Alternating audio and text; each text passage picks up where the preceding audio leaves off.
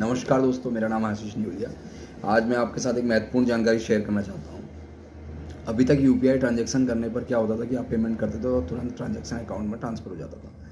लेकिन नए रूल्स आ गए हैं। इस नए रूल के हिसाब से अब जब आप यूपीआई ट्रांजैक्शन करेंगे, उस यूपीआई ट्रांजैक्शन में अब 10,000 से ऊपर के ट्रांजैक्शन पर आपको 1 घंटे का इंतज़ार करना पड़ेगा दूसरे अकाउंट में पैसा ट्रांसफ़र होने में। यानी कि आप जब 10,000 रुपये ट्रांसफ़र करेंगे या उससे ऊपर का कोई अमाउंट ट्रांसफ़र करेंगे तो 1 घंटे के बाद वो दूसरे अकाउंट में शो करेगा।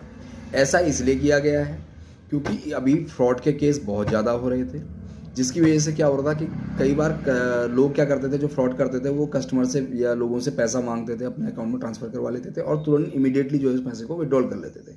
इससे बैंकों को होती थी परेशानी। बैंक क्या करते थे, उनको टाइम नहीं मिल पाता था। इसलिए कहते हैं कि जो ये तो ये 1 घंटे का जो टाइम होता है, ये बैंकों के लिए गोल्डन आवर है।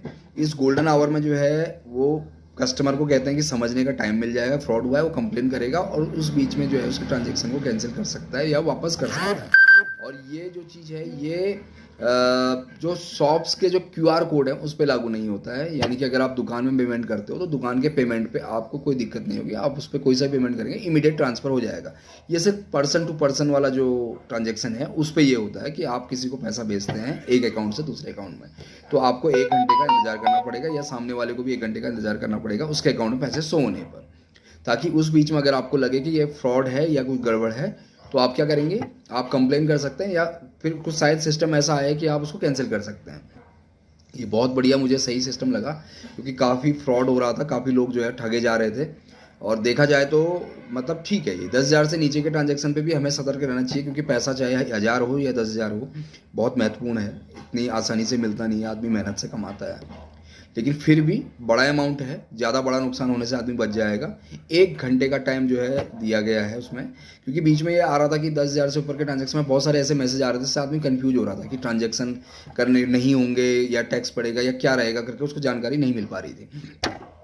अभी जो मैंने न्यूज़ में देखा है उसमें यही मैं आपको शेयर करना चाह रहा था कि 10,000 से नीचे का ट्रांजैक्शन आप करेंगे इमीडिएट पेमेंट हो जाएगा एक आदमी से दूसरे किसी अकाउंट पे जो आप ट्रांसफ़र करेगा कोई।